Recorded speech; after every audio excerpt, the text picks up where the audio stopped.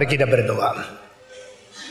Bapa di dalam surga, kami berterima kasih karena cinta Tuhan yang demikian besar, anugerah Tuhan yang demikian luas, dan kekuatan yang diberikan kepada kami, sehingga kami boleh senantiasa menikmati pimpinan Tuhan, senantiasa melihat jejak kaki Tuhan, sehingga kami mengikuti Tuhan dengan penuh sukacita. Meskipun hidup di dunia banyak sengsara, banyak penderitaan, banyak kekecewaan, tapi Tuhan selalu dengan senyum menyambut kami untuk beriman kepada Tuhan dari surga. Dengar doa kami Tuhan, kami serahkan semua ini ke dalam tangan Tuhan. Demi nama Yesus Kristus, berkatilah khotbah yang diberikan pagi ini. Demi nama Yesus Kristus, terimalah pujian dan persembahan kami masing-masing. Dalam nama Yesus Kristus kami berdoa. Amin. Hari ini sekali lagi kita kembali kepada 10 hukum.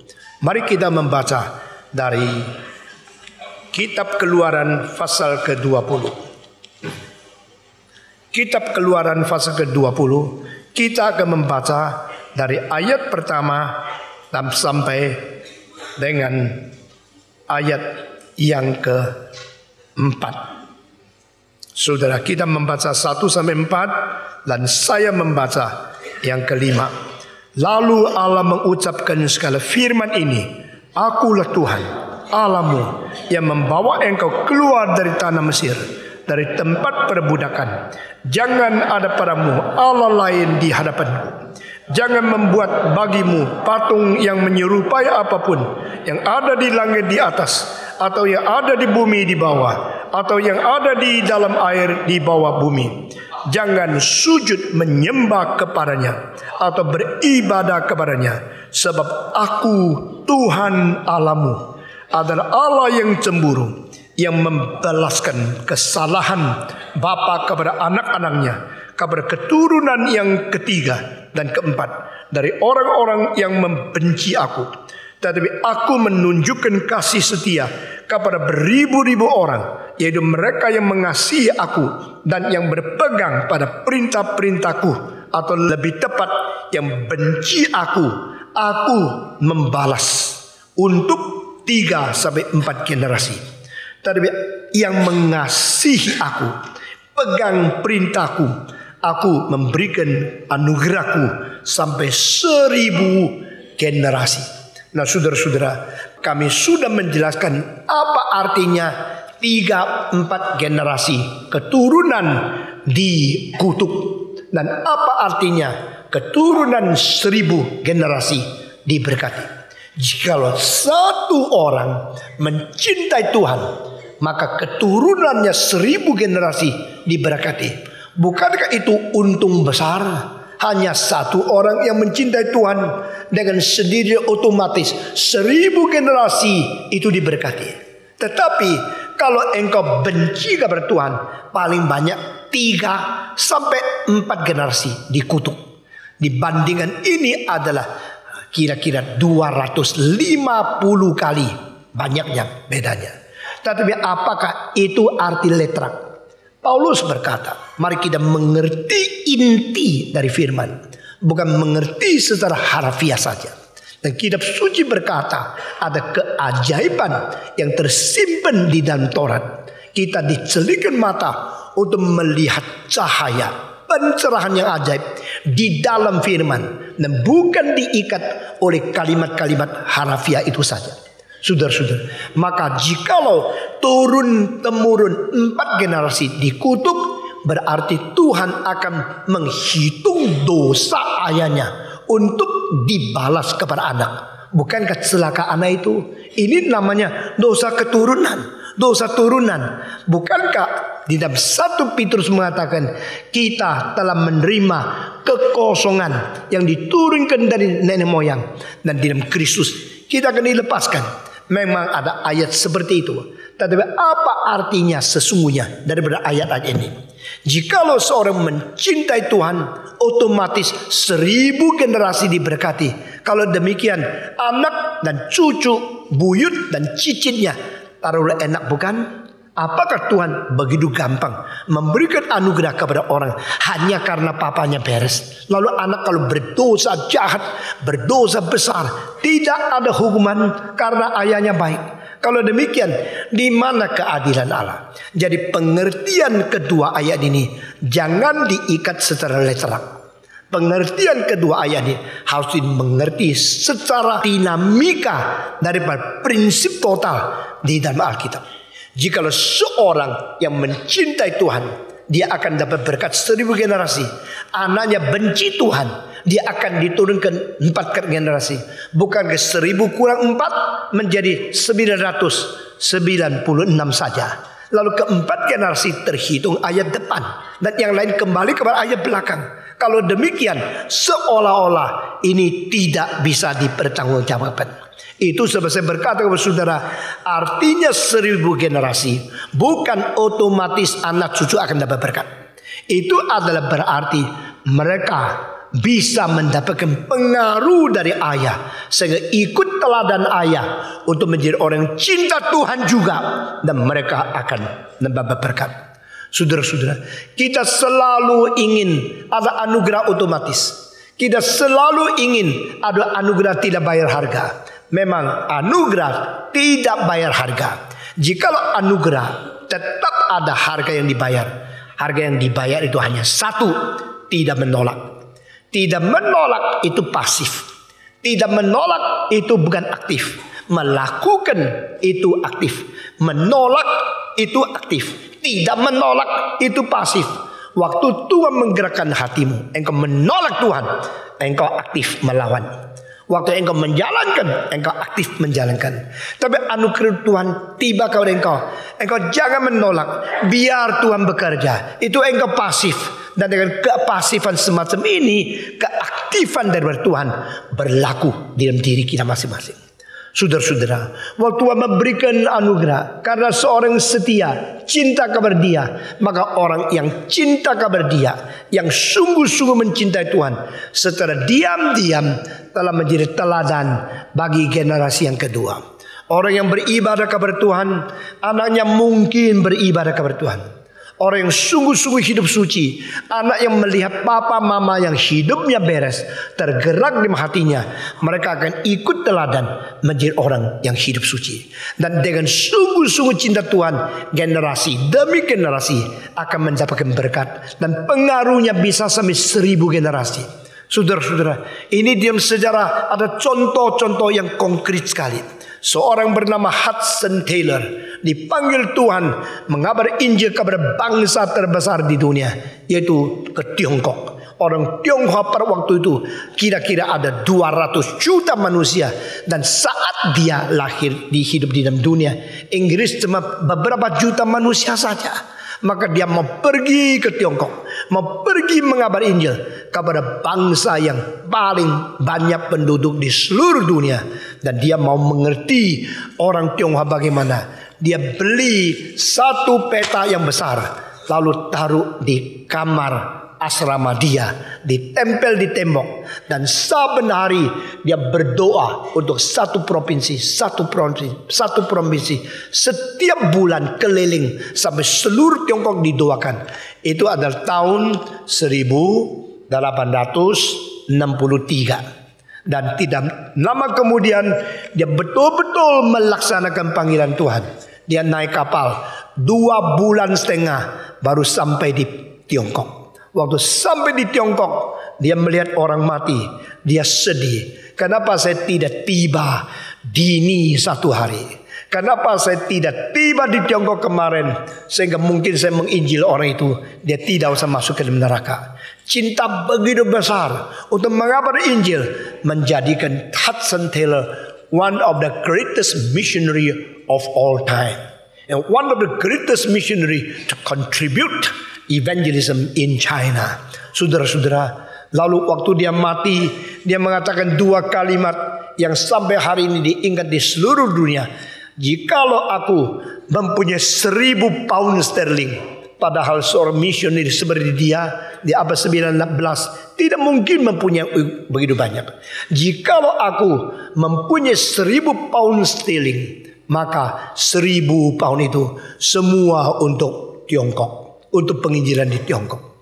Lalu kalimat kedua, jikalau aku mempunyai 1000 jiwa orang Tionghoa, boleh menerima semua jiwa saya untuk mati hidup menginjili orang Tiongkok. Hudson Taylor ke Tiongkok, Jackson ke Burma, David Brainerd pergi ke orang India, dan itu orang-orang yang lain seperti Moffat, Livingstone pergi ke Afrika, Sitistad ke Tiongkok, dan akhirnya berubah ke Afrika, dan orang-orang seperti William Temple pergi ke India. Semua ini telah menjadi pemelopor Injil yang membawa jiwa berjuta-juta manusia kepada Tuhan. Saya mau tanya, bagaimana keturunan mereka? Hudson Taylor sudah selesai mengabar Injil tua sebelum dia mati. Anaknya bilang, aku meneruskan pekerjaan yang papa tinggalkan. Aku meneruskan penginjilan di Tiongkok. Dia akhirnya pergi lagi ke Tiongkok kabar Injil. Sebelum anaknya itu mati, dia punya cucu mengatakan, aku meneruskan lagi karya daripada engkong dan papa. Dan cucu yang keempat generasi sebelum yang ketiga generasi mati mengatakan, aku meneruskan. Dan saudara-saudara, saya tidak tahu akan sampai berapa generasi Hudson Taylor menjadi keluarga yang mengabar Injil kepada orang Tionghoa. Dan sekarang generasi ke-7 masih melayani orang Tionghoa. Saudara-saudara, saya pernah tinggal di rumahnya dari papanya James Taylor. Saya pernah melihat anaknya waktu itu di Kaohsiung di Taiwan. Anak itu umur 12. Waktu saya tinggal di rumahnya, saya melihat satu figura.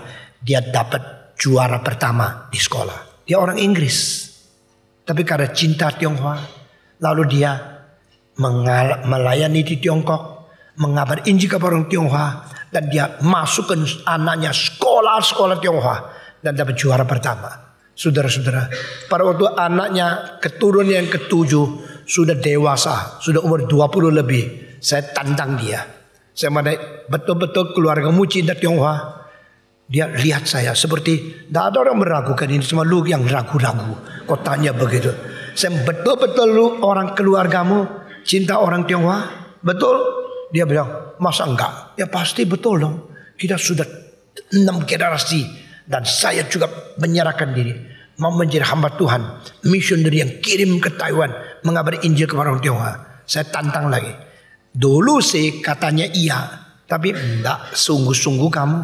Dari nenek moyangmu generasi pertama sampai ke-6, semua cinta-cinta orang Tionghoa, nikahnya sama orang Inggris. Lu mau gak nikah sama orang Tionghoa? Ayo. Saya tantang dia. Kalau you betul-betul cinta orang Tionghoa, berani gak nikah sama Tionghoa? Dia karu-karu kepala dah jawab. Saudara-saudara, 3 tahun kemudian dia datang ketemu saya. Gara-gara Pak Tong ini saya sampai susah sekali. Kenapa susah? 3 tahun yang lalu bilang, lu berani gak nikah sama Tionghoa? Terus aku pusing. Terus aku doa. Sudah doa-doa, terus minta Tuhan pimpin. Akhirnya saya jatuh cinta sama orang Tionghoa. Sudah jatuh cinta sama Tionghoa. Sekarang gawat sekali. Saya bilang, apanya yang gawat? Itu loh, papa tidak setuju. Aku sampai kecewa sekali, patah hati, susah sekali. Saya bilang, tidak apa-apa, cinta tidak pernah menyerah. Tunggu lagi, ya, tidak usah berubah niat. Saudara-saudara, dia akhirnya menikah sama orang Tionghoa dan mendapatkan anak separuh Inggris, separuh Tionghoa. Bukan kanan kiri ya, campuran gitu. Saudara-saudara, dan saya berkata kepada saudara, jika engkau benar-benar mencintai Tuhan, engkau benar-benar melayani Tuhan, saudara kira Tuhan tidak memberkati anakmu? Memberkati secara otomatis. Anak kurang ajar pun diberkati. Tidak. Memberkati anakmu melalui teladanmu yang mempengaruhi mereka. Itulah tafsiran yang benar. Dan 1000 generasi berarti bukan otomatis akan diberkati, meskipun kurang ajar, meskipun sangat biadab, meskipun sangat melawan Allah. Bukan itu artinya. Artinya ada pengaruh ibadah seorang ayah, kejujuran seorang melakukan kebenaran yang menyentuh hati generasi kedua, ketiga, dan akhirnya mereka mencintai Tuhan juga. 1000 generasi. Saya masih ingat di Kalimantan tahun 1967, banyak orang Tionghoa yang karena anti Cina dipukul, dibunuh, lari dari kampung-kampung di pedalaman sampai di Pontianak dan sampai di Singkawang. Dan banyak pengungsi yang pakai tenda-tenda tidur di pinggir jalan. Saudara-saudara, lalu saya turun dari lapangan kapal terbang, langsung pergi berkhotbah kepada mereka, dan banyak orang menerima Tuhan. Waktu itu ada seorang tua berdoa pakai bahasa Hakka. Ya, Tuhan Yesus yang kekasih, saya harap mereka sama seperti kami menjadi orang beriman. Saya sayang khusus minta anak-anak saya, cucu-cucu saya, cicit-cicit saya, buyut-buyut saya, terus menerus setiap generasi percaya Yesus, tidak ada satu yang masuk neraka. Doa itu saya tidak pernah dengar lagi, cuma satu kali. Minta anak-anak, cucu-cucu, cicit-cicit, buyut-buyut semua jadi orang Kristen, ada yang satu yang masuk neraka. Saudara-saudara, di mana anakmu? Mengapa engkau berontak? Mengapa mereka tidak beriman? Di dalam sejarah Amerika ada dua orang filosof, namanya Ingersoll Brothers, satu kakak, satu adik. Dua-dua disebut the greatest atheist, the most influencing atheist philosopher in the history of United States. Mereka hidupnya untuk apa? Hidup untuk berpergian ke kota-kota keliling, hanya kerja satu hal, melawan Tuhan. Berpidato, sewa gedung, berpidato melawan Kristen, melawan Tuhan, melawan kitab suci, melawan gereja. Banyak orang Kristen mengeluh, tapi bohong. Mereka maunya begini. Sebagai mana orang Kristen pergi mana mengkabarkan Injil, mereka pergi mana melawan Tuhan. Dan saudara tahu, kedua anak ini adalah anak pendeta. Kenapa ya? Kenapa anak pendeta melawan Tuhan? Keliling kota-kota membuat pidato ateisme. Karena papanya seorang pendeta yang mabuk-mabuk, marah-marah, pukul anak, pukul istri, yang hidup tak karu-karuan, yang hidupnya tidak suci, tidak sopan, tidak jujur, yang tidak santun, yang tidak dipimpin oleh Roh Kudus. Akhirnya anaknya menjadi kutuk Tuhan, benci papa. Dan mereka dua orang ini pada umur 13 sumpah seumur hidup tidak percaya Tuhan. Karena ayah pendeta yang hidup tak karu-karuan. Saudara-saudara, di dalam pasal ini mengatakan, jangan menyembah dan engkau mesti cinta kepadaku. Aku memberikan berkat 1000 generasi. 1000 generasi tidak akan otomatis diberkati Tuhan. Tapi 1000 generasi mungkin diberkati Tuhan melalui orang tua yang teladannya bagus. Teladan orang tua adalah bahan pendidikan yang paling penting untuk anak-anak. Teladan yang baik dari orang tua adalah kekuatan paling besar menggerakkan hati anak-anakmu. Saudara-saudara sekalian, saya bersyukur kepada Tuhan, anak-anak saya semua berjalan di jalan yang benar, semua bersedia melayani Tuhan. Waktu mereka masih umur 1, saya sudah tanam konsep, suruh mereka ikut berdoa. Sesudah selesai berdoa, baik, terima kasih Tuhan, memberi makanan. Tuhan, sekarang saya mau belajar, berilah bijaksana kepada aku.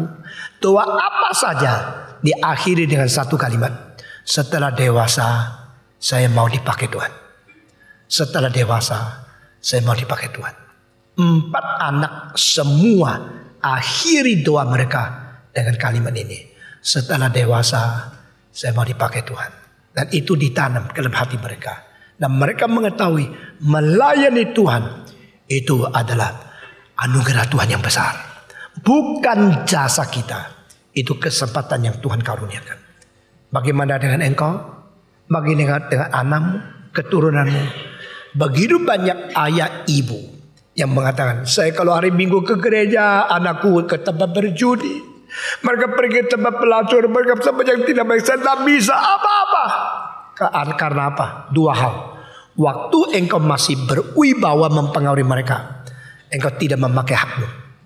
Kedua, engkau boleh memberi gerakan hati melalui sesuatu hidup sebagai teladan, engkau abaikan.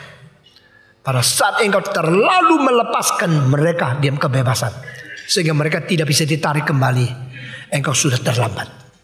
Saudara-saudara, maka kenapa ayat di dalam ayat-ayat ini, khususnya perintah kedua, bicara tentang keturunan. Saudara-saudara, bukan cara demikian. Yang disebut 1000 generasi, arti yang lebih tepat adalah hidup yang kekal. Kalau Adam sampai sekarang umpama adalah 10.000 atau 12.000 tahun, saudara-saudara, satu generasi 30 tahun, sampai sekarang hanya 400 generasi saja. Jadi yang disebut 1000 generasi tidak pernah terjadi. Karena Adam sampai sekarang, kalau belasan ribu tahun, tidak mungkin itu menjadi 1000 generasi. Kecuali 40.000 tahun, itu baru lebih dari 1000 generasi. Kecuali 30.000 tahun, itu baru 1000 generasi. Kalau setiap generasi itu 30 tahun. Tapi orang Yahudi menghitung satu generasi itu 40 tahun. Sehingga kalimat ini tidak bisa dijelaskan secara harfiah, tidak bisa dijelaskan secara letterlock, diartikan daripada inti rohani yang sesungguhnya. Saudara-saudara, nah sekarang apa mengakhiri tentang perintah kedua? Jangan memahat, jangan membuat segala patung berhala, dan jangan menyembah kepada dia. Di sini bukan mengartikan orang Kristen tidak boleh gambar, orang Kristen tidak melukis sesuatu benda yang ada di langit, misalnya burung, matahari. Ini semua ciptaan Tuhan yang ada di bumi, seperti orang, seperti anjing, seperti binatang, dan yang ada di laut, seperti ikan, dan seperti makhluk-makhluk yang lain. Bolehkah kita lukis gajah? Bolehkah kita gambar macan? Kalau menurut ayat ini dimengerti secara letterlock, engkau tidak boleh bikin, engkau tidak boleh gambar, engkau tidak boleh pahat, engkau tidak boleh membentuk sesuatu yang ada di langit rupanya, atau di dunia, bumi, di atas tanah ini, atau di bawah tanah, atau di dalam laut. Tidak boleh. Tapi arti sesungguhnya adalah engkau jangan menyembah. Saya sudah bicara kepada saudara, jikalau memang melukis atau memahat atau membentuk sesuatu artefak yang berdasarkan bentuk daripada binatang yang dicipta oleh Tuhan, itu tidak boleh. Mengapa Allah suruh Musa bikin si image daripada kerubium dan ditaruh di atas peti perjanjian? Mengapa Allah suruh orang Israel mentisik itu malaikat dengan sayap yang terbuka di atas tirai yang memisahkan perjanjian lama dan perjanjian baru? Dengan demikian, maka the image yang diulangi menjadi satu lukisan, menjadi satu artefak, menjadi barang seni, itu sebenarnya tidak arti sesungguhnya tidak boleh. Yang tidak boleh ada, jangan menyembah. Jangan menyembah berhala. Tapi jangan kira berhala hanya berbentuk suatu benda yang diukir, digambar, lalu ditempel di atas tembok. Saudara-saudara, itu hanya satu lambang, dan di belakang lambang itu ada arti lebih dalam. Karena setan suka merebut hak Allah yang disembah sujud oleh manusia. Sekali lagi, setan suka merebut hak Allah untuk disembah sujud oleh manusia. Itu sebab pada waktu engkau bersembah sujud kepada satu gambar, entah itu ayahmu, engkongmu, atau istrimu yang sudah meninggal, atau pacarmu yang sudah meninggal, atau sesuatu orang yang sangat berjasa di dalam negara, misalnya lukisan atau foto dari Mao Zedong, Quan Gong, Kong Beng, atau Kongfucu. Waktu engkau menaruh di satu tembok, waktu engkau menyembah saudara-saudara, terjadi sesuatu hal yang engkau tidak lihat. Setan langsung di situ menikmati, karena dia sangat senang disembah sujud. Dari mana kita mengetahui setan sangat disembah sujud? Karena dalam keinginan dia, aku ingin menjadi seperti Allah, duduk di tempat yang paling tinggi. Ini tertulis di Yesaya. Ya, Nabi Yesaya mengatakan, terdapat di dalam hatimu engkau ada keinginan seperti itu. Saudara-saudara, barang siapa ingin lebih tinggi, lebih besar, itu tidak salah. Yesus katakan, jikalau engkau menginginkan menjadi lebih besar, harus menjadi budak dulu, menjadi pelayan dulu. Jadi Tuhan tidak melawan, Tuhan tidak menolak, Tuhan tidak menindas ambisi menjadi besar. Tidak salah. Saudara minta perdagangan lebih besar, tidak salah. Saudara minta reputasimu lebih besar, tidak salah. Saudara menginginkan keunggulan karirmu lebih besar, tidak salah. Saudara ingin tendamu diperluaskan seperti doa Yabes, tidak salah. Tetapi motivasimu itu jangan salah. Kalau saya ingin gereja Reform menjadi besar, itu bukan karena ambisi saya. Saya menginginkan lebih banyak orang mendengar Injil, lebih banyak orang diselamatkan, lebih banyak orang mengenal Tuhan. Itulah yang menjadi ambisi yang benar. Saudara-saudara, bukan saya yang dimuliakan, soli Deo gloria. Itu sebab membuat patung demi menikmati kesenian, mengutarakan bakat talenta, nothing wrong. Itu tidak salah. Tapi menjadikan itu objek dari worship, menjadikan itu satu objek penyembahan, itu salah. Karena setan ingin merebut hak untuk disembah sujud oleh manusia. Maka dia selalu berperan sebagai Allah. Siapa yang tidak mau menjadi lebih penting, lebih berharga, lebih dihormati? Tapi saya berkata kali-kali di dalam kelas kepada muridku, penghargaan orang lain tidak bisa dipaksa, tidak bisa direbut, tidak bisa dirayu. Akan diberikan kepada engkau secara natural jika engkau patut dihormati. Saudara-saudara, orang yang tidak patut dihormati, terus minta orang menghormati dia, itu mirip setan. Orang yang tidak patut mempunyai kedudukan tinggi, ingin sekali duduk di atas tahta, itu menjadi tertawaan. Tapi orang yang betul-betul dihormati adalah karena mereka tidak mau dihormati. Tapi orang lain melihat pengorbanan dia, melihat semangat perjuangan dia, melihat sumbangsi dia, melihat penyangkalan diri begitu berat, mereka tak mungkin tidak memberikan sembah sujud atau penghargaan kepada dia. Saudara-saudara, only God deserves worship. Worship means put yourself, bend down before the highest value, that is worship. Di bawah worship itu hanya honor. Di bawah honor itu hanya appreciation. Di bawah appreciation itu hanya enjoyment. Orang enjoy you, orang apresiasi you, orang menghargai you, orang menghormati engkau, sama orang menyembah engkau, itu lain. Only God deserves worship. Worship is to bend down yourself, to kneel down yourself before the supreme value in the universe. And God is a supreme value in person, in subjective person. Allah adalah nilai tertinggi yang bersifat pribadi di dalam keadaan yang tidak tertara adanya. Maka waktu engkau memberikan hormat tertinggi kepada Allah, itu namanya worship. Dan worship itu hanya diberikan kepada Tuhan Allah. Dan Allah tidak mau yang lain merebut worship. Itu sebab Allah harus mencampakkan setan dari surga dan turunkan dia ke neraka. Karena kau itu setan. Apa artinya setan? Setan arti bahasa Ibrani penantang. You are my opposer. You are my hindrance. You are my challenger.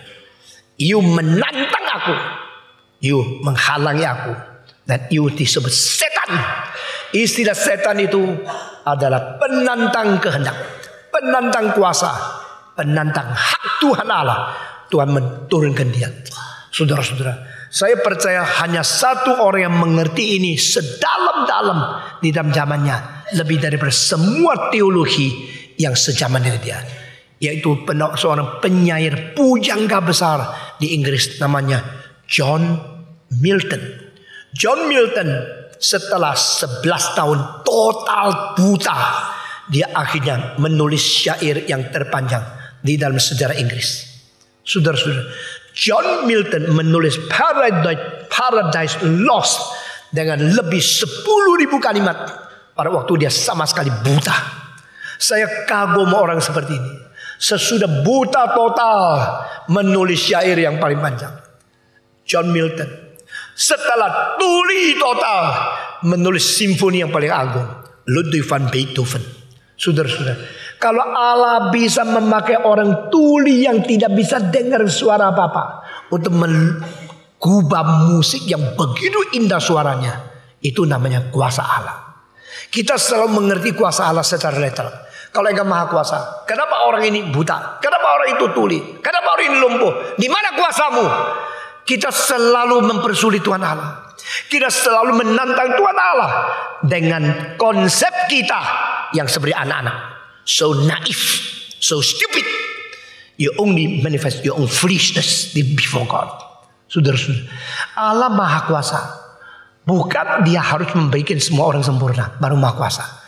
Allah Maha Kuasa justru dilihat lagi, dia memakai orang yang tuli menulis musik terbaik, memakai orang buta menulis syair terbaik, untuk kembali menantang engkau.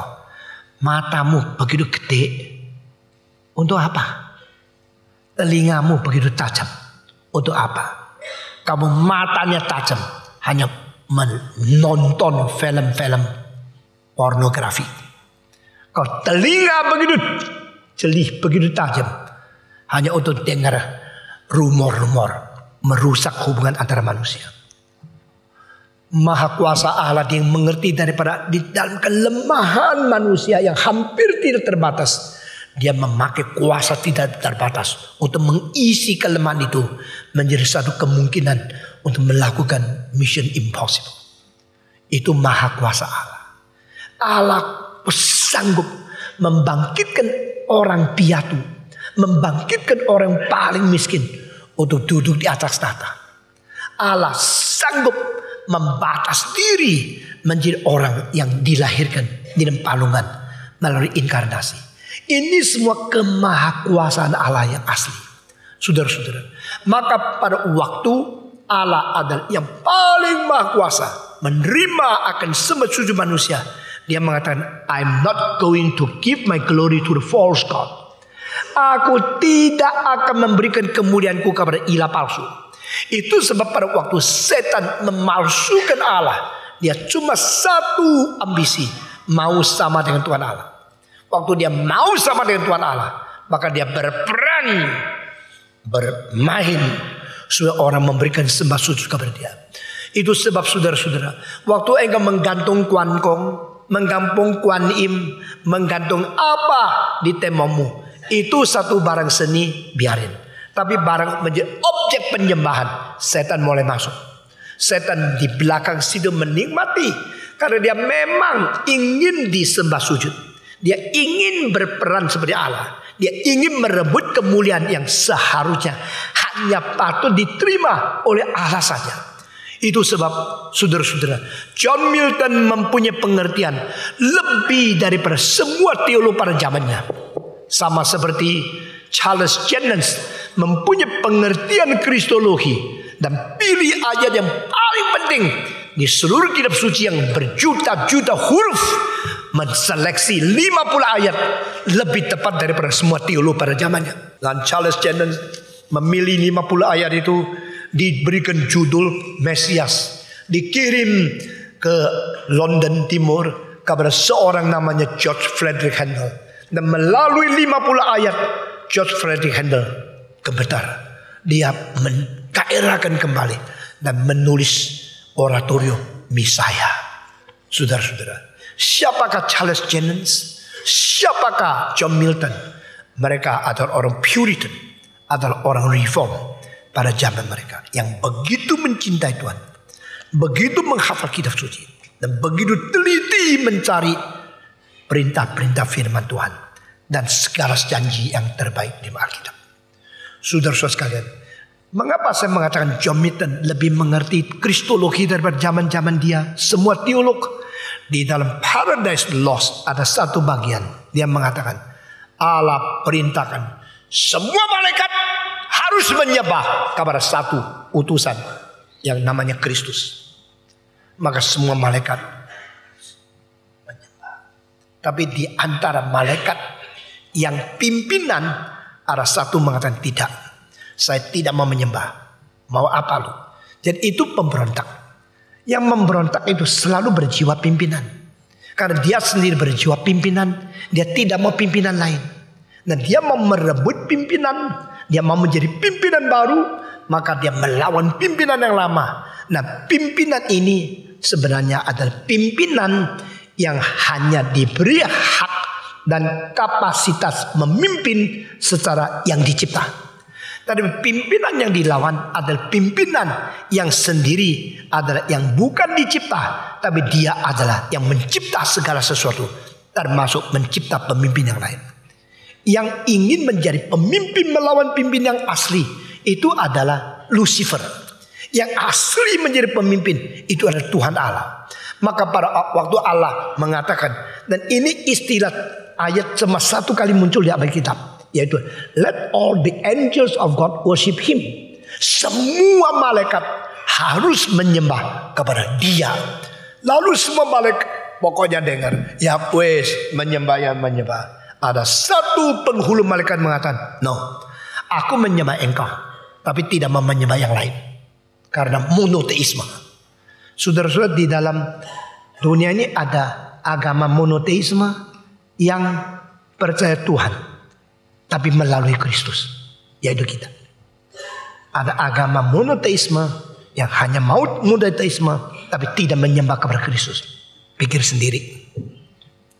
Nah saudara-saudara, waktu Allah mengatakan, let all the angels of God worship him, all angels bow down, kneel down, worship Jesus Christ. Tapi ada satu penghulu yang no, I do not want to obey you. I want to challenge your leadership. I myself want to be worshipped, and I do not want to worship others except you, because you are God. Who is Christ? I don't know. I do not want. Jadi yang tidak mau menyembah kepada Kristus karena mereka tidak mengenal Kristus itu Allah. Kristus itu pribadi kedua dari Allah Tritunggal. Jadi dia mengatakan, aku menyembah Allah, tapi di luar Allah saya tidak menyembah. Seolah-olah dia benar di dalam perintah pertama, besides me there's no God. Karena ini kan, kalau you sudah suruh saya menyembah hanya engkau saja, kenapa suruh saya menyembah satu yang disebut anak Allah? I don't want. Jadi dia juga ada akidah menunjang. Dia tetap seperti sola scriptura. Dia tetap seperti monoteis. Tetapi dia tidak tahu Kristus bersifat ilahi. Maka pengertian kristologi itu kunci iman. Saudara-saudara, kalau engkau hanya mengerti Kristus sebagai orang baik, Kristus sebagai Santa Claus, Kristus sudah menjadi seorang pemimpin agama yang besar, dan engkau belum pernah mengerti sampai Kristus adalah Allah yang jelma menjadi manusia, engkau belum orang Kristen. Engkau hanya orang Kristen-Kristenan, bukan orang Kristen sejati. Inilah perbedaan teologi yang ketat tentang kristologi. Who is Christ? C.S. Lewis mengatakan, Kristus pembohongkah? Kristus orang gilakah? Kristus orang yang membesarkan diri arogankah? Kristus memalsukan kedudukannya kah? Dia akhirnya mengatakan salahkan, if Jesus is not God, then who is he? Kalau Yesus bukan orang gila, kalau Yesus bukan pembohong, kalau Yesus bukan orang arogan, maka dia berani mengatakan, tanpa melewati aku, engkau tidak mungkin datang kepada Allah. Kalimat itu harus dimengerti. Memang dia adalah Allah yang diutus oleh Bapa untuk menjadi satu-satunya pengantara. Kenapa engkau tidak percaya? Engkau tidak percaya. engkau sebab dalam menyingkirkan kemungkinan dia adalah kristologi yang berasal sebagai Allah menjadi manusia. Jikalau engkau presume, engkau presupposisikan Kristus tidak mungkin Allah dan tidak mungkin inkarnasi, maka engkau pasti terjerat dalam satu pikiran, dia hanyalah manusia biasa. Saudara tanya kepada saya, kenapa engkau memperalakan manusia? Hanya karena dia bisa melakukan mujizat? Saya menjawab, mengapa engkau tidak mengaku dia sebagai Allah meskipun engkau tahu dia bisa melakukan mujizat? Kalimat ini sama kalimat itu tidak ada pertemuan. No common ground. Two standpoint. His God became man. You only consider he's a man. You do not want to believe he's God. Maka malaikat penghulu tidak ada satu yang penghulu itu tidak mau menyembah kepada Yesus Allah. Tuhan mengatakan, setan you turun. Dan dia engkamguan. Pemimpin yang mau mengambil kepemimpinan tertinggi dengan ambisi liar tapi tidak sukses, pasti menjadi engkamguan. Tidak ngerti ya sudah engkamguan itu apa. Dia tidak rela diginiin, maka dia menjadi pemberontak yang terus mengatakan. Setan setelah menantang Tuhan, lalu dihantam, dibuang oleh Tuhan, menjadi penantang tuntas. Dia akan sisa hidupnya terus tantang karena engkamguan. Dan puncak daripada engkamguannya itu apa? Waktu dia loh, aku sudah diturunkan. Sekarang Yesus yang tadinya bapaknya suruh saya menyembah dia, sekarang sendiri turun menjadi manusia. Dan menjadi lebih rendah dari sedikit dari saya. Sekarang tak kerjain. Dia datang ke Yesus. Ayo sembah gua. Bapak suruh dia sembah Yesus, dia tidak mau. Dia sekarang suruh Yesus sembah dia. Kurang ajar nah.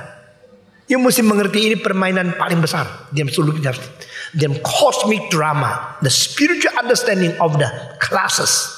Di sini adalah satu penilaian yang sangat kurang ajar. Karena Allah itu tertinggi. Tapi Yesus merendahkan diri menjadi dilahirkan yang paling terendah. Dan pada waktu manusia dicipta, memang dicipta sedikit lebih rendah daripada malaikat. Ini kristologi ya. Pada waktu Yesus Kristus menjadi manusia, dia sementara direndahkan lebih sedikit daripada malaikat. Maka penghulu malaikat mengatakan, malaikat pun lebih tinggi dari manusia. Apalagi penghulu malaikat. Aku statusnya dicipta menjadi penghulu malaikat. Karena aku tidak setuju Allah langsung dicampakkan, dijadikan setan. Meskipun setan tetap penghulu malaikat. Saya punya substansi. Saya punya kualifikasi. Saya punya dasar dan kuasa. Ada dasar kuasa malaikat. Sekarang ayo menyembah aku. Yesus mengatakan, jangan gitu dong. Saya sementara jadi manusia dikoredain. Begitu. Yesus mengatakan, nyala engkau. Tidak ada kompromi. Yesus tahu dia sekarang lebih rendah sedikit dari malaikat. Tapi dia bukan saja mempunyai sifat manusia, dia tetap mempunyai sifat ilahi. Jadi penyembahan itu tidak mungkin terjadi antara inkarnasi Kristus kepada setan yang dicipta lebih tinggi dari manusia. Nah saudara-saudara, itulah sebab saya katakan John Milton jauh lebih mengerti kristologi dibanding semua teolog sejaman dia pada abad 18. In the Paradise Lost. Itu pengertian yang luar biasa. Puji Tuhan. Mari kita kembali kepada ayat ini sekali lagi. Tuhan mengatakan jangan membuat satu patung. Jangan mengukir sesuatu barang yang memiripi akan makhluk di atas langit, di atas bumi, atau di dalam laut. Dan jangan menyembah dia. Penyembahan itu adalah hak terbesar yang boleh manusia pakai di hadapan Tuhan Allah. The greatest right, the greatest privilege we can have as being a man is to worship God, our Creator. Tetapi pada waktu engkau memakai hak ini diselewengkan untuk bercabang dan menyembah kepada yang tidak patut disembah, engkau telah menghujat dirimu sendiri. Saudara tahu tidak? Engkau salah objek di dalam menyembah. Engkau sedang menghujat sendiri. Jikalau seorang anak perempuan dari raja. Dia sembarangan jatuh cinta kepada seorang perampok. Dia menghujat kedudukan dia sendiri. Dia anak raja. Dia adalah satu anak perempuan raja yang begitu mulia, tapi dia mau sembarangan cinta kepada perampok yang tidak layak dicintai. Demikian jika engkau memberikan penyembahanmu sebagai hak paling tinggi sebagai manusia kepada yang bukan Allah, engkau sedang menghujat diri. Itu sebab Tuhan mengatakan jangan menyembah patung. Nah, saudara-saudara, saya tidak mau meneruskan untuk perdebatan mengenai seni, patung, penyembahan dan sebagainya. Karena inti yang penting adalah penyembahan. Inti yang penting bukan bikin barang seni. Alkitab mengatakan pada waktu orang yang mentisik itu tirai yang digantung di tengah-tengah tempat suci dan tempat maha suci. Mereka menisik secara seni. Mereka dipenuhi Roh Kudus. Sehingga seni perlu inspirasi. Dan inspirasi perlu jiwa yang halus sekali. Dan itu kreativitas yang tertinggi diutarakan melalui seni yang paling dalam. Saudara, art is very very expensive. Bedanya biola yang seninya tinggi, suaranya indah, dan biola biasa. Saudara tahu harganya berapa? Biola yang dibikin di Tiongkok yang kasar-kasar tapi mengkilap, itu kira-kira 1 juta sudah boleh. Biola yang sudah tua, sudah lecet-lecet, kayunya sudah lebih 200 tahun, yang dibikin oleh 3 keluarga. Satu Guarneri, satu lagi Amati, satu lagi Stradivari.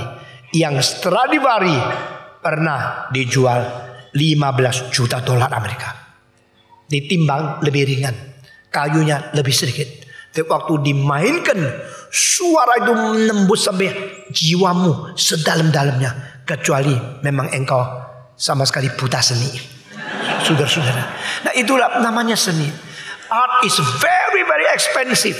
Kenapa kita berani pakai ribuan dolar undang dari New York penyanyi yang begitu indah? Karena seni. Begitu dia nyanyi, mengharapkan orang Indonesia terpancing, terangsang. Karena Indonesia banyak barang bagus, tapi belum dihaluskan. Banyak bakat-bakat yang indah, tapi tidak mau belajar. Banyak potensi-potensi yang puasi-puasi, saudara-saudara. Banyak orang Indonesia, coba penyanyi di TV, itu bagus suaranya. Tapi begitu dengar tahu tidak dilatih, dia nyanyinya mesti gini. Ininya hilang, langsung suaranya habis, saudara-saudara. Tapi orang dilatih seninya, tidak usah ini, ribuan orang dengar, suara piano kalah sama dia. Kenapa? That's training. Art is very very expensive. Seni itu mahal. Saudara, kalau gedung dirancang dengan baik, dengarnya enak, lihatnya enak, itu namanya seni. Dan seni itu mahal. Tapi seni yang dibikin oleh Stephen Tong tidak dibayar, dianggap murah, saudara-saudara. Jadi seni itu begitu tinggi, begitu nilai, begitu mahal. Tapi kita yang tidak tahu cuma tahunya sola gratia. Segala anugerah Tuhan. Puji Tuhan, tidak usah bayar. Kalau boleh panggil Pavarotti datang sini, bahkan tidak usah kasih roti. Saudara-saudara, Pavarotti diundang oleh Raja Brunei, 1 malam dikasih $0,5 juta Amerika. Karena apa? Pavarotti. Kalau Pava keju lebih murah. Kan dia Pavarotti. Ya, dia Domingo, dia Carreras, ya. Bukan Carrera, Carreras. Ya, itu lain, seni, very expensive. Dan kita mengatakan yang membuat seni di dalam bait Allah dipenuhi oleh Roh Kudus. Michelangelo waktu menggambar Sistine Chapel, gambar sampai satu hal, Adam dicipta oleh Tuhan, dia terus mau gambar, tidak bisa. Dia mau gambar, tidak bisa. Akhirnya dia berhenti, tidak gambar, lalu turun daripada kerangka kayu yang tingginya 7 susun rumah, kira-kira sampai 28 meter. Di tempat atas itu dia baring, bikin jarak kira-kira 40 cm. Lalu dia coretkan di atas gambar dengan begini, sampai 1 tahun tidak turun. Orang bawa tempat kencing berak ke atas. Satu kali karena kedinginan, tidak ada pemanas, tidak ada heater, dia pakai sepatu terus, eksem di dalam kakinya itu luka. Waktu dia buka sepatu, kulitnya copot daripada kakinya, berada di sepatu. Dia tidak buka sepatu terus, kedinginan. Dia sudah tua sekali. Jadi dia mengatakan, saya mau gambar terbaik, Inspirasi hilang, mendadak hilang. Michelangelo hilang. Lalu itu Paus marah-marah. Dia melarikan diri. Dia tidak gambar. Dia pergi. Tangkap dia pulang. Cari di mana? Cari di seluruh Italia. Jadi Paus pakai orang cari ke itu Milano, cari ke itu Florence, cari ke Siena, cari ke Toscana. Semua tempat dicari. Dia bermana ini? Akhirnya sudah berapa hari menemukan dia ada di satu bukit. Terus lihat. Oh, tidak lari kok. Waktu ditanya Michelangelo, kenapa? You dicari, kenapa dicari? You melarikan diri? Tidak. You mengapa di sini? Saya mencari inspirasi. Lu cari gua cari inspirasi. Cari inspirasi apa? I cannot work without inspiration. I cannot draw anything. Saya bukan mesin. Saya bukan tukang cari duit sembarang gambar. Kalau saya tidak dapat inspirasi seni, saya tidak mungkin gambar sesuatu. Bilang sama Paus, saya belum mau pulang. Harus pulang. Kita kejar-kejar, engkau cari di mana? Dia tunggu lagi. Mendadak dia melihat dua awan yang berawang-awang di dalam angkasa. Mendadak dua awan itu seperti bertemu. Dan waktu dia dapat inspirasi. Inspirasi apa? Satu tangan sama satu tangan sedang dekat. Yes! Dari sini hidup ngalir ke situ. Itu namanya penciptaan. Lalu dia gambar Allah itu, saya tidak begitu setuju Allah Bapa digambar. Karena Allah Bapa tidak pernah menjadi manusia kan. Dan dia gambar Allah Bapa seorang tua. Yang sedang mengulurkan tangan menyentuh Adam. Adam yang telanjang. Baru dicipta di situ, tangannya mendekati tangan Allah. Begitu dekat, tes hidup dari Allah masuk ke dalam hidup manusia. Ini tidak alkitabiah, tapi ini seni. Ya, kita sekarang bicara seni bukan teologi ya, seni. Jadi itu inspirasi hidup masuk ke dalam dia. Dan mata Adam memandang mata sang penciptanya. Saudara-saudara, dan the eyes of God is looking at him. And the eyes of Adam created by God looking at God. And di dalam awan ada seorang malaikat yang mukanya melihat Adam. Bagus luar biasa. Setelah dia turun, dia marahin. Kenapa engkau pergi? Engkau malas ya? No. Jangan bilang malas. Saya bukan malas. Tanpa inspirasi, saya tidak bisa gambar. Kadang-kadang dia berhenti, kadang-kadang core-core cepat sekali. Kadang-kadang berhenti 3 hari tidak mau kerja. Itu namanya seniman. Ya, kalau tukang kerja terus tok, nggak usah inspirasi, tok. Lalu malam dapat duit, besok tiktok. Itu namanya tukang. Tukang itu tukang. Seniman itu seniman kadang-kadang senewen. Memang dia seniman. Suatu kali dia gambar itu the last judgment. Yesus datang menghakimi seluruh dunia. Maka dia mengutarkan tangannya itu dengan spearnya yang begitu besar, mau menghancurkan seluruh dunia. Tangan yang paling berkuasa, tangan yang maha kuasa.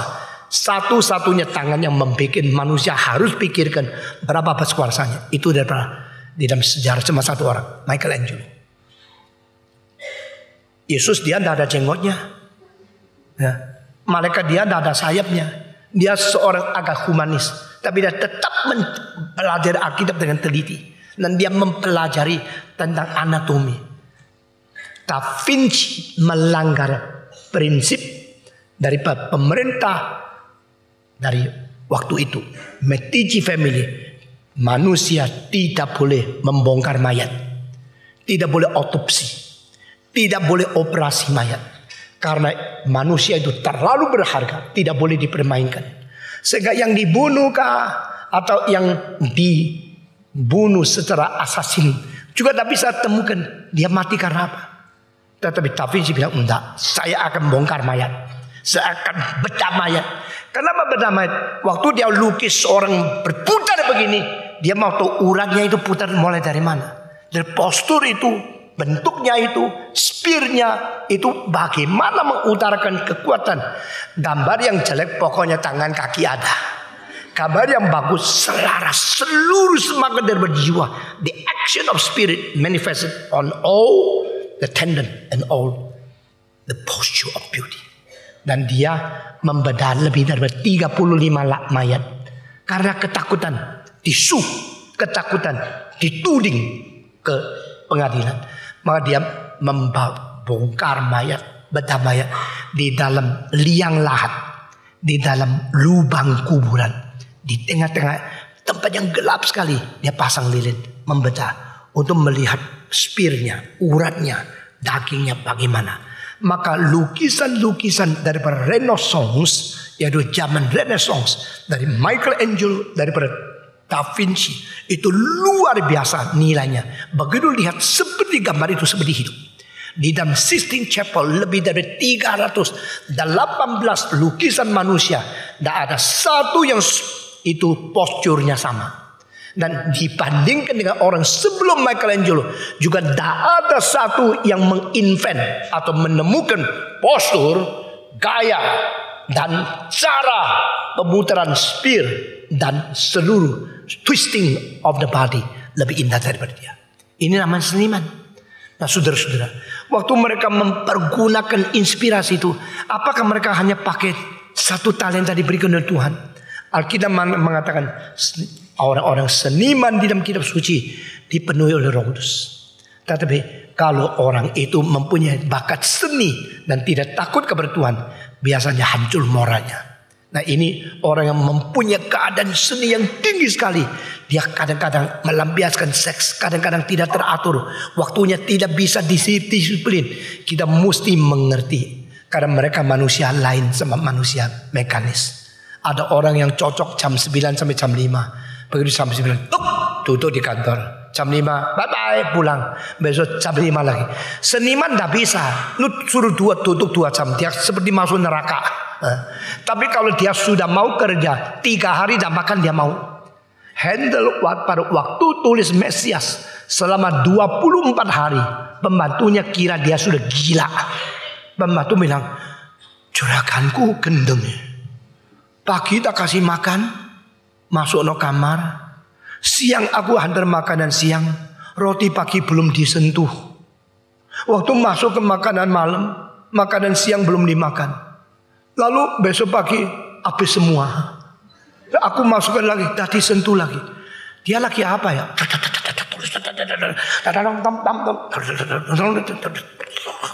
Lupa makan, lupa kencing, lupa tidur. Tapi 24 hari sudah lewat, buku Mesias jadi.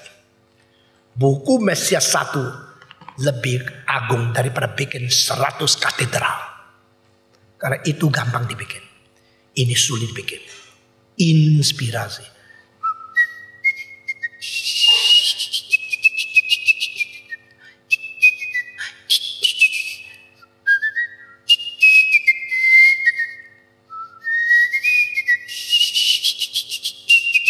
Ada titik,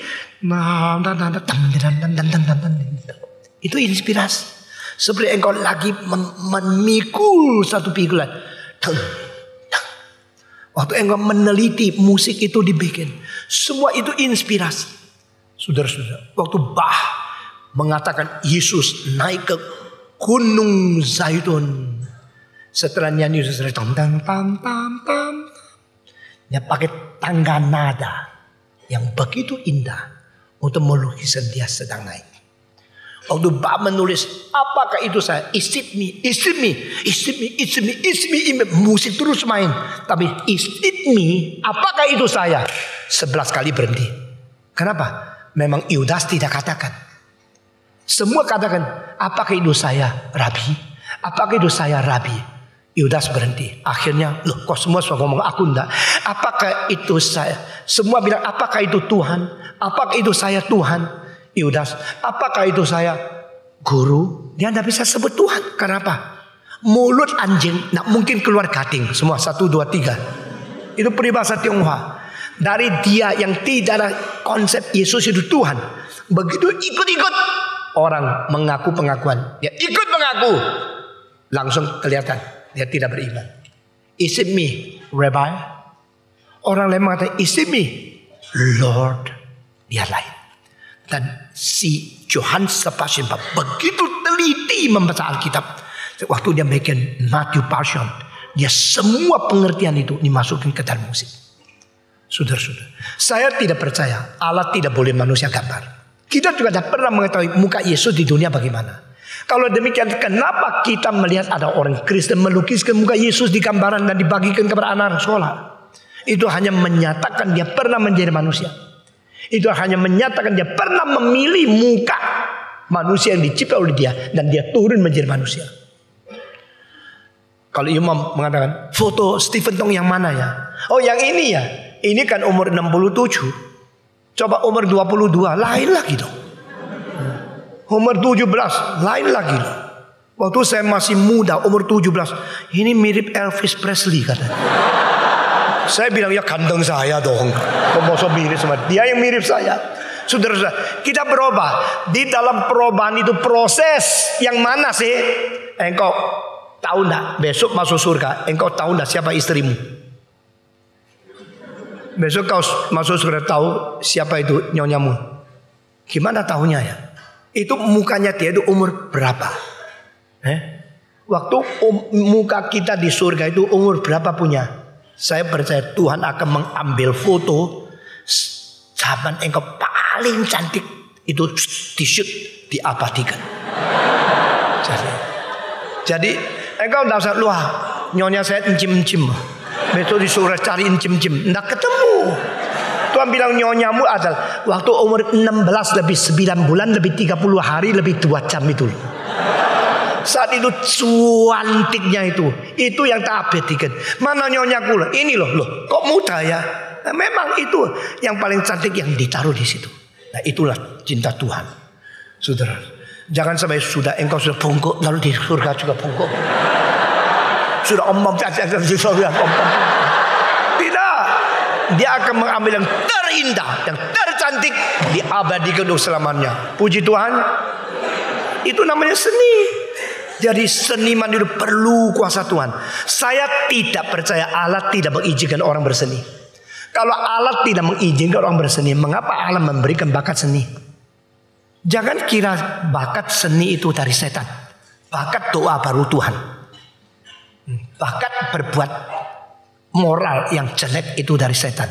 Bakat berbuat moral yang baik dari Tuhan. Baik jahat itu asalnya semua adalah potensi. Mungkin baik, mungkin jahat. Dan semua potensi, semua berkat, semua hak, semua bakat, semua talenta, semua bahagia dan semua berkat yang baik dari Allah cuma disalahgunakan. Jadi seni, jangan kira yang telanjang itu pasti porno. Tidak. Mengapa lukisan telanjang yang sangat tinggi seninya sama fotografik dari porno itu beda? Karena seniman waktu melukiskan telanjang, dia mau mengutarakan keindahan ciptaan Allah. Jadi telanjang itu bukan porno. Kalau telanjang sama dengan porno, waktu malam engkau nikah, engkau paling porno. Betul nggak? Engkau kok mau istrimu jadi porno?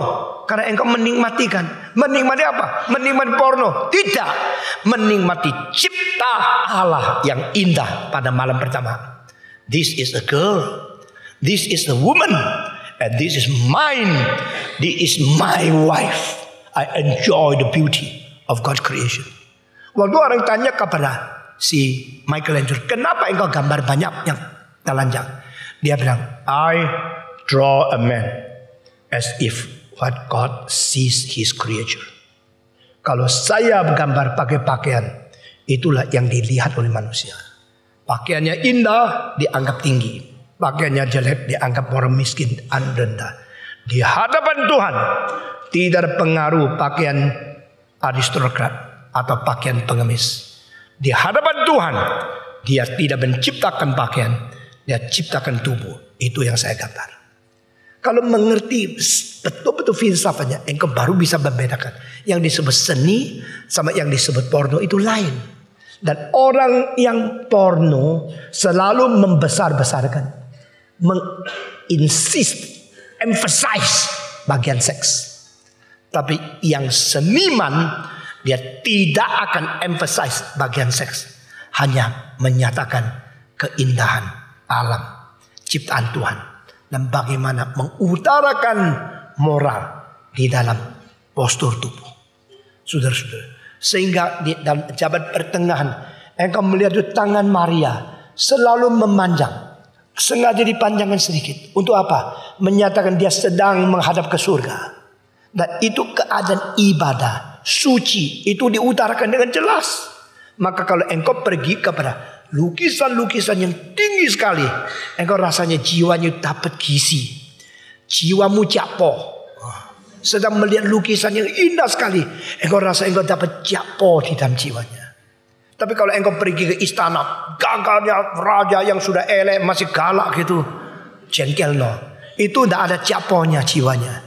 Itu hanya melihat GR-nya, melihat kekuasaan yang kasar daripada orang militer, tidak melihat keindahan dari jiwa yang dalam dan seni yang tinggi, ibadah, kesucian. Ini lain sekali. Saudara-saudara, sekali lagi yang disebut jangan membuat patung, jangan menyembah, tekannya adalah penyembahan, bukan seninya. Lalu apakah patung itu baru disebut berhala? Tidak. Berhala bisa berubah menjadi yang bukan benda, tetapi adalah bisa menjadi manusia, bisa menjadi pahlawan, bisa menjadi kekasihmu yang kau utamakan dia lebih daripada kedudukan dari Tuhan Allah. Bisa menjadi hartamu, bisa menjadi anakmu, bisa menjadi kedudukanmu, bisa menjadi hobimu yang kau meletakkan di atas tempat Tuhan Allah. Bagaimana membuktikan ini? Kalau pada waktu hal yang penting engkau harus lakukan, engkau buang unsur ilahi, engkau pentingkan sesuatu, itu berhalamu. Hari Minggu mesti berbakti kepada Tuhan, mendadak ada satu telepon bisa cuan $10.000. Engkau tidak ikut kebaktian, langsung pergi perdagangan, itu berhalamu. Hari biasa engkau mesti baik-baik hidup suci, mendadak ada penawaran yang merosotkan etika, menselingkuhkan pernikahanmu, engkau langsung pergi cari pelacur karena kesenangan, dan engkau tidak mengindahkan satu disiplin hidup yang baik, itu idolamu. Saudara-saudara, idola tidak tentu pahatan. Itu pahatan sebagai satu simbol. Jangan bikin sesuatu lalu menyembah dia. Tapi engkau mungkin menyembah seorang perempuan, engkau mungkin menyembah satu kesempatan dagang, mungkin menyembah sesuatu uang yang banyak yang tidak beres, engkau mungkin menyembah sesuatu hobi yang lebih daripada mencintai Tuhan. Saudara-saudara, saya mempunyai hobi yang lebih banyak dari siapapun. Dari arsitektur sampai musik, sampai ukiran, sampai tulisan, sampai sastra, sampai filsafat, semua saya senang. Tapi waktu Tuhan panggil saya mengerjakan pekerjaan Tuhan, saya lempar semua, saya buang semua. Waktu saya besok masuk sekolah teologi, tahun 60, besok masuk sekolah teologi, sisa 1 hari, saya sibuk kerjakan satu hal. Semua plat hitam saya, Beethoven, Haydn, Mozart, Mendelssohn, Meyerbeer, dari Wagner, Brahms, dari para Edward Grieg, 600 plat hitam. Saya semua bawa pulang kepada orang yang jual saya. Semua kasih mereka. Saya sekarang mau masuk sekolah teologi. Ini sekarang saya harus buang semua. Saya beli dengan uang, saya kembalikan kepada orang yang jual saya. Semua kasih free. Nah, saya jual satu arloji Eterna, lapisan emas, bukan krom, tetapi bukan itu sepuhan, tetapi emas lapisan yang saya sangat senang sekali. Saya jual pergi toko arloji, uangnya persembahkan. Lalu besoknya saya naik bus sampai sekolah teologi. Tuhan, aku belajar firman. Aku suka musik, aku suka seni. Tapi begitu Tuhan panggil, saya lepaskan semua. Sudah lepaskan semua. Saya selesai studi, saya baru ambil uang kembali lagi beli Creation, Misaya, Saint Paul, Elijah, oratorio. Mulai lagi selidiki, tapi sekarang lain. Sekarang selidiki musik untuk Tuhan. Sekarang mempelajari musik untuk komposisi. Saya bikin lagu untuk Tuhan, bukan lagi untuk diri. Saudara-saudara, what is your idol? Apakah yang menjadi berhalamu, yang menghalangi engkau, yang merebut tempat kedudukan utama Tuhan sebagai Allahmu? Buanglah semua berhala dan hatimu kembali kepada Tuhan. Ini adalah perintah kedua. Mari kita berdoa. Bapa di dalam surga, kami berterima kasih karena Engkau adalah Allah yang bersifat cemburu. Engkau tidak mau memberikan kemuliaan kepada ilah yang palsu. Engkau tidak mau anakmu bercabang hati, beridola yang lain. Itu sebab Engkau telah memberikan perintah kepada kami. Engkau memberikan peringatan kepada kami. Engkau memberikan hukuman kepada kami. Jika kami membenci Engkau dan tidak mau menjalankan kehendak-Mu. Tapi jika kami sungguh-sungguh mencintai Engkau, kami sungguh-sungguh bertobat dan kembali kepada Engkau, Engkau akan memberkati kami dan memberkati keturunan kami. Kiranya semua firman kami dengar boleh tanam di dalam hati kami dan boleh menjadikan kami orang Kristen yang berkenan di mata Tuhan. Dengar doa kami yang kami panjatkan dalam nama Yesus Kristus, penebus dan juru selamat kami yang hidup. Amin.